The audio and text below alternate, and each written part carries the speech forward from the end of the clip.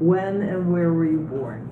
Well, this is most interesting. I was born in Fairbanks, Alaska, even though our home was Circle, Alaska on the Yukon. But my mother decided to be in Fairbanks for my birth, to be at a hospital.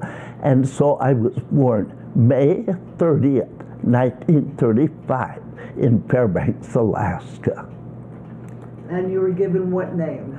And I was given the name Carol Lee Knight, and my name was Carol Lee because I had light hair. Oh, what did your parents do for a living? My father, as he would always say, was a bean peddler. He operated the Northern Commercial Company store, the only store in Circle, Alaska.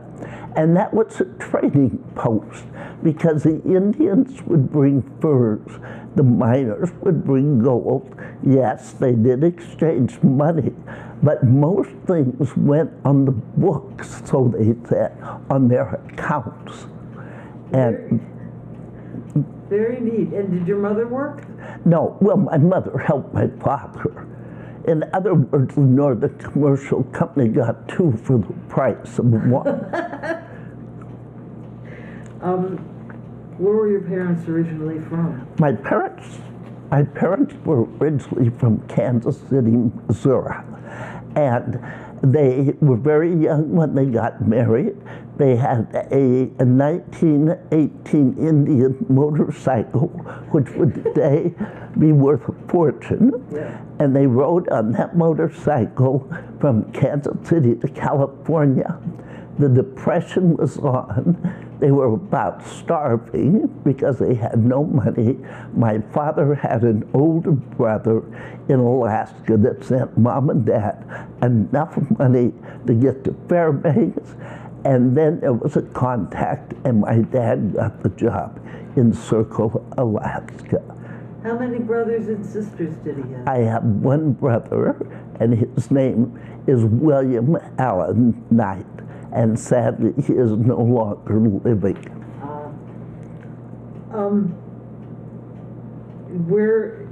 You have one brother, he's no longer living. Where did you live during your childhood? Well, the childhood was wonderful. My childhood, I don't remember, was in Circle, although my parents took movies, so I do see what it was like as a child.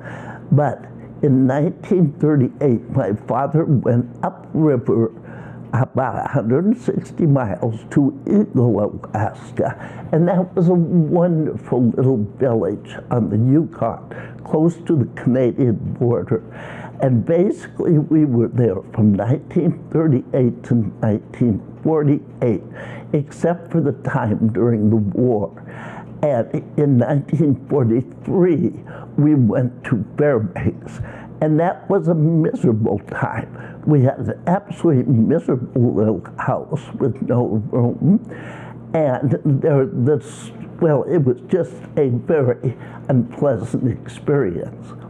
So in 1944, suddenly my parents packed us up. We're on a steamship and getting out of Alaska to wait out the war in California, where my father had several sisters. As soon as the war was over, it was back to Eagle, and that would be the fall of '45. When I started school in a one-room school, my teacher was Ann Purdy. And the most amazing thing about Ann Purdy, she wrote the book Tisha, which still can be found in bookstores today. And it was her experience as a teacher. So I had an absolutely wonderful childhood. And I want to go on the makeup of the 8 children. There were 2 full-blooded Indians that lived in town, and that was rare. There were 2, we would use the term half-breed because the mother was white. And then there was my girlfriend, Alberta, and we were friends forever. And she was just my age. And there were the two night kids, Carol and Billy, and then one other child, Jimmy. So that adds up to 8. And we were at school together basically from, except for the war, keeping in mind, from 41 to 48. Do you ever talk to them? Are they alive? Well, sadly, most all are dead. The native children had short lives, some of it due to alcohol, and the others, and my brother's no longer living.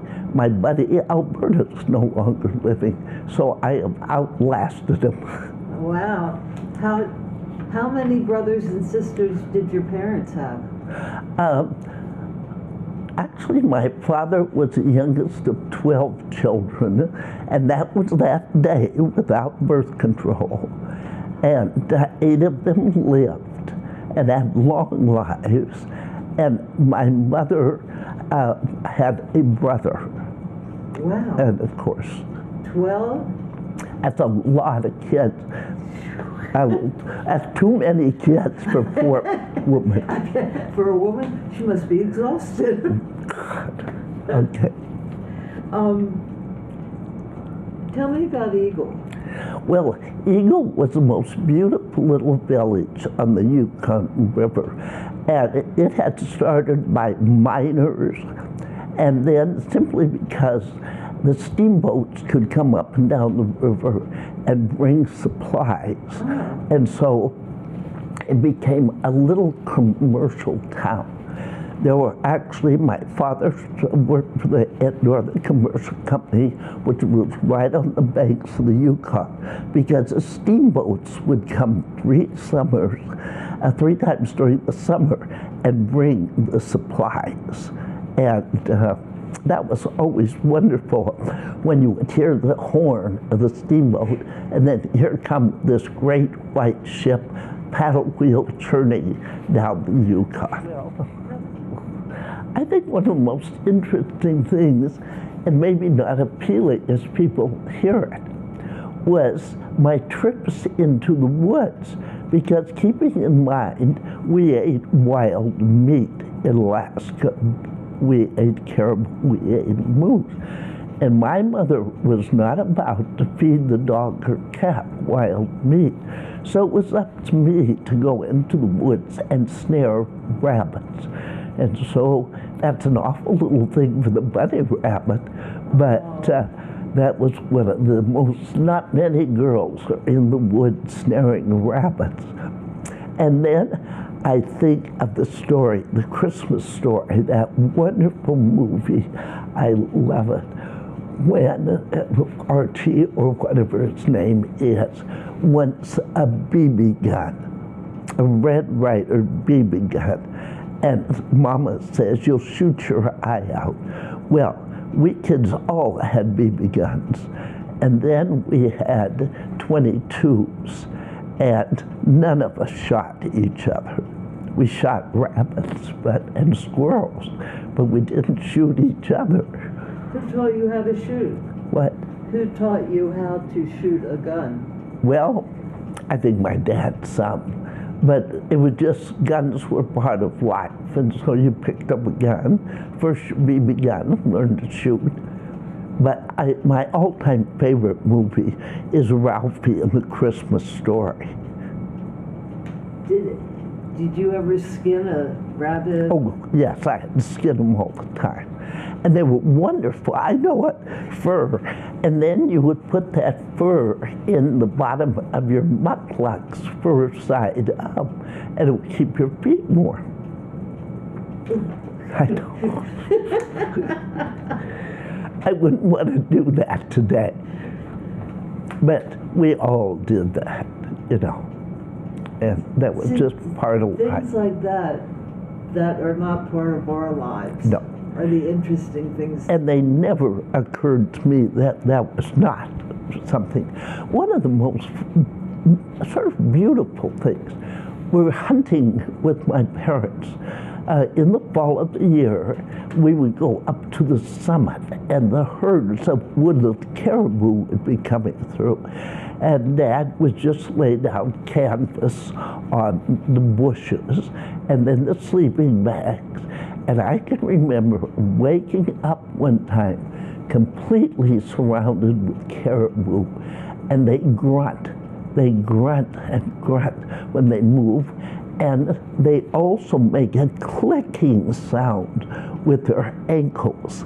And it was just so wonderful to lie there and hear the caribou around us, and they didn't bother us. And then, of course, my dad picked out what he wanted, and our limit was 2. There's definitely a limit on what you can do. Yeah. Caribou are huge. Yes, but if you're looking for a year's meat, a winter's meat, they're not huge. And then we canned meat, and we canned salmon. In the summer, we How do you can? Well, that was a big, big job. We did it outdoors and had to get the stoves going, outdoor stove. And then we'd have big tables, and you would cut up your fish and take the skin off, then pack the bottles and seal them, and then put them in the boiling water and boil them. That was a terrible job. And the same, Mom and Dad. I didn't help can meat. I only helped can salmon. And are you good at fishing? yes, with a line, we would fish grayling. Yes, grayling are a trout. Yes, yes. What other animals were up there? Moose? And Moose, which was the most valuable, the best eating, caribou, and then we had rabbits, bear. No, but bear would be around, and nobody shot a bear unless they were a problem, and they weren't. They just didn't want to be around, and that's pretty much it. This beautiful park is in a museum along with my mother's beaded gloves. The fur on the gloves is beaver. The fur around the neck is wolf. The main part is caribou. And in order to make this design, which was very tedious, it's taking the hide of the caribou, cutting the white neck of the caribou for that fur. And then there is, I'm not sure the dark fur in that, but there's probably about 5 different animal furs in there. And fur was just very, very important. tell me about the car. Well, my father had a 1926 Oakland, and in 1948, when it was time for we kids to get a better education, my father built a raft, put the car on the raft, and we floated down the Yukon for 3 days. And that story has been written in Alaska Magazine and another magazine, Smoke Signals. Well, didn't you tell me your friend went? Well, one of the most amazing things in going down the river is my dad thought we would need help getting into Circle. And we had a rowboat, of course, for safety with us. So he told me to row across the river to this camp, Indian camp. He knew the man, and to ask if they would help us with the motorboat. And so I rowed across the river. The wife came down. She did not speak English. And so I sort of indicated the sign of help. And her husband was not there. So we thought we were really not doomed, but in trouble. Of course, the raft kept going. And then I jumped in the rowboat and rowed as fast as I could, but the current took me down into another channel. So I could not see my parents and thought, oh dear. But I just kept rowing as hard as I could, as fast as I could, came out. There was the raft, and I made it. And then How old were you? I was 13. And then we heard a putt, putt, putt. and along came Cornelius, who helped get us landed safely. And then it took a caterpillar to get the car off the raft and up the riverbank. And then that day, we drove to a place called Circle and slept in a comfortable bed. We made it alive. It did take us then a month to drive from Circle, Alaska to Kansas City, and had adventures along the way. Like? My parents were very much into camping out, so we slept on the ground, and Mother would cook over a wood stove till we got to the States, probably Nebraska, and my mother dreamed of snakes, and that was the end of that. So we stayed in tourist cabins. And then my parents immediately enrolled us in school. I was in the 8th grade, and made friends quickly, especially one friend, Ira Lee. After my parents got us settled and grandmother agreed to keep us, they went back to Alaska, and we didn't see him again for about 2 years. So that was an adventure in adjusting to no parents, grandmother. Did you talk to them? Very rarely on the telephone.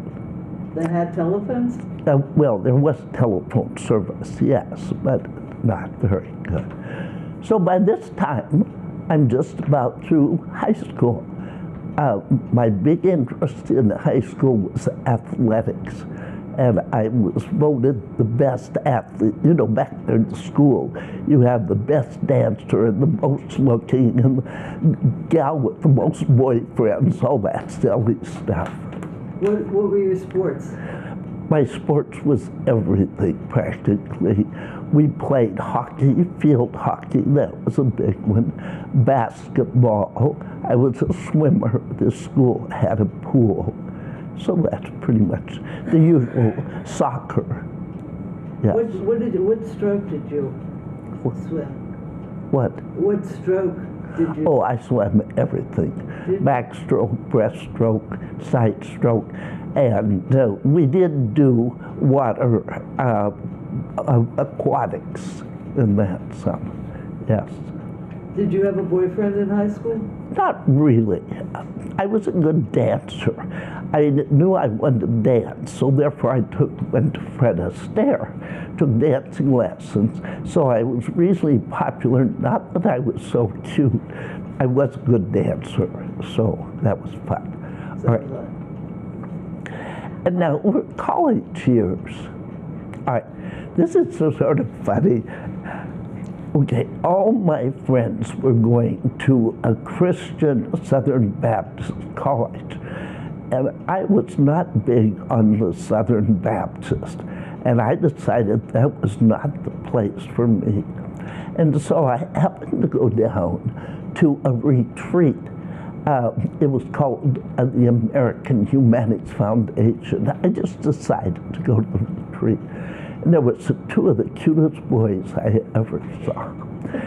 And I'm not going to say they put the make on me, but when I said I was going to William Jewell, they about threw up and said, "Oh no, you do not want to go to William Jewell. That's too Christian. Why don't you come to Missouri Valley College?" And I did. And of course, that changed my life forever. How? Well, that's where I met my first husband, and we were married for 10 years. What was and his name? 2 sons. His name was Bob Etheridge. How many children do you have? I have 2 sons, and they have had very amazing lives. The oldest son is Mark David Etheridge. He was a wild child. And then he he didn't finish high school. School was not for him. So he became sort of a runaway. Then hitchhiking was a big thing. And that was the time you'd see kids all over the place hitchhiking. And then he came back at 17 and said, "Mother, I want to join the Army." I said, "Mark, you have never been disciplined in your entire life. You will be court-martialed and shot." He looked at me with total shock. Well, he was not shot, but he came close to getting court-martialed. Why? Well, he was never a young man that believed in rules and regulations. And his goal in joining the Army was to see Europe. And right this moment, he and his wife are touring Thailand. He has been all over Europe, every nook and cranny. All right, yes, one story. I had not seen my son, Mark, for a very, very long time. We didn't always get along. So sometimes, this was when he had come out of the Army. And this stands out in my mind so much. I had been skiing that morning. I loved skiing. I was in Duluth, and our Duluth years were wonderful. And so I came home, and I came up to the house, and it was damn cold. And here was Mark, sound asleep in the door. It's a wonder he didn't freeze to death. I was so shocked. And I thawed him out, and we had a very, very good time. Is he the one who writes the books? Yes, he writes books, and he's retired. When he finally decided to make a living, and he wasn't well educated, and he had come out of the Army and didn't get shot, he became a construction worker. And that was in Seattle. What about your other child? And my other son was an absolute joy to raise, and did very well in school. When I was a substitute teacher in his high school, and he was a student council president, he would walk in a class and be very stern and say, "If you give my mother any trouble, I will be in here." No, he did very well at school. He had a wonderful time, many friends, and he is in Maryland now, and he has 3 children. And what did he do? He did various jobs, but he really went into the, I guess you would say, business of business. He actually, I'm not so sure right now his title, when he worked for the power company in Nevada, in Las Vegas, he just sort of went up through the ranks in different jobs. Wow. And then life changed. And Bill had always said he liked me. And so when my life changed, we did get together, and the rest is history. And we've been married 52 years. You and Bill? Yeah. Oh, wow. Which absolutely shocks us. So what did he do? His entire work was with the Boy Scouts of America, with many different moves and promotions. And my goal in life, I always told him, if you earn it, I spend it. And if you work, I play. And so that's not a bad deal at all. It's a good deal. Yes. How'd you meet Bill? Well, this was a very small college, and so he was part of the group, and actually he was dating some of the girls in the group, and but we were not married until 1956. Did he still have that personality he has? Oh yes, yes. And he had a lot of red hair. Did he? Yes. Yes. Wow. Yes, he did. Where did you go on your first date with him? Well, in the Chicago area, yes, right. And we just meet at different places. He was working in Fort Wayne then, yeah. Let's go back to your first husband. Yeah. How did you meet him? In college. Yeah. And what did he do? He worked, he had a wonderful job with the American Medical Association, and traveled, and his work was setting up their conventions. So we really got to a lot of interesting places in the early years. Yeah. What did he study in school? Really the same thing many of us did. And that was, we were part of a program called the American Humanics Foundation, which was training youth to go into leadership positions in not-for-profits. Okay. So a number of our friends went to work for the Red Cross, the Girl Scouts, the Boy Scouts. This was an amazing program. What made it so amazing? The training that we got. In addition to school, every Thursday night in the 4 years, there was seminar. You were expected to be there. And there was everything on manners, how to dress, how to greet people, how to organize meetings. And I'm telling you, it was outstanding training in leadership skills. When did you meet Alice? Oh, you know what? I thought you said Alex. Alice. Oh, it was wonderful. It was in 1972, and Alice Giese and I were at a newcomers luncheon. And then we realized we lived just around the corner from each other. We hit it off. We enjoyed lots and lots of tennis. We played tennis there. And our friendship just lasted. She came to Alaska 4 different times to see me at the cabin, brought her daughter Cindy. And one of the funniest trips we had, in 1972, we took her old car then, went down to Florida, to Melbourne Beach, to liven up her father. And we did. And then he had another man, and these 2 men spent lavishly on us girls, taking us out to dinner and to different games, highlight, and we just had the most fun, the dog races, yes. But Alice has been a forever friend.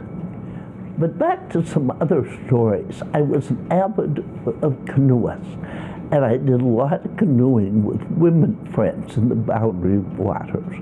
All my trips were with women, not totally, but we were strong women, and we could carry canoes up to about 50 pounds. The best canoe was our Kevlar, 45 pounds. And then we would carry packs with all the food, and those were great trips. Bill and I have had wonderful trips to national meetings of the Boy Scouts of America. Those are always special, with special speakers and events, and then usually some shows that National would pay for. And so those were fun. So, I've done a tremendous amount of travel in the United States, some in Mexico, and of course, Alaska. Did you work? I laughingly say as little as possible, but I did babysit when I was in high school, and then when I was old enough, I worked at Jones' store downtown Kansas City in the shoe department, and then over time, I discovered that substitute teaching worked very well with children, because if you chose not to work due to various reasons, you didn't have to. And then I finally did teach under contract, first grade, for 2 years. And that was the extent of it. Where did you teach? In a town called Maywood, Illinois. And Maywood is, in the sense, outside of Chicago. There's Chicago, then Oak Park, and then River Forest, Maywood. So we were about 20 miles from downtown. Where was your favorite place to live? Well, certainly Alaska. And certainly I had a cabin built in 1995 on the banks of the Yukon. And we would go up every summer and enjoy that for many years until a flood, which happened in '07 and pretty well took care of the cabin. But anyway, a favorite place to live, probably as happy as any was our years in Green Valley. Oh. We loved the neighborhood, CSE too, and we love it here. How did you come to Green Valley? Oh, all right. We have very good friends, Rose and Bill Kephart. They worked for the Boy Scouts. We were in college with them, and we would see them wherever they were, whatever the town. They would usually come visit us. And so we kept up with them. And he retired from Denver. He was a little older than Bill. They came to Green Valley. We came down several times in the late 90s, early 200s. And where Bill and Rose usually were, that's where the Copelands came. Now, Rose lives in La Posada, and we came to La Posada. Is she still here? Yep, over at La Perla. Right. And Bill was in college with us, Bill kept. Oh. And that's what brought us here. No study, nothing like that. Just we knew that was the right place. So you all have been friends Since 54. Wow. Right, yeah. And when you moved to Green Valley, was CSE2 the first place? Correct, and only, yes, right. How many times have you seen the turnover at Oh, constant. I still have my old books, all the books, and it's amazing. I think one year, and I'd have to look in my records, there were only 2, and one was Lynn and her husband Nelson Shittick. Oh, really? Yeah. She's been here that long? Well, I'd have to look, but a long time. Since 7, maybe. Wow. And when exactly did you move to Green Valley? We moved to Green Valley in '02, but our first full year was '03. What words of advice do you have on how to live life? My advice is accept life as it comes. Be joyous. If you don't feel well, your friends don't want to hear about it. And just always, and not everybody's upbeat all the time, but to live joyously and to share with people stories and even goodies, treats, and be generous, yes. Anything? Covered the waterfront, haven't we? Huh? We've covered a lot. Just, Yeah.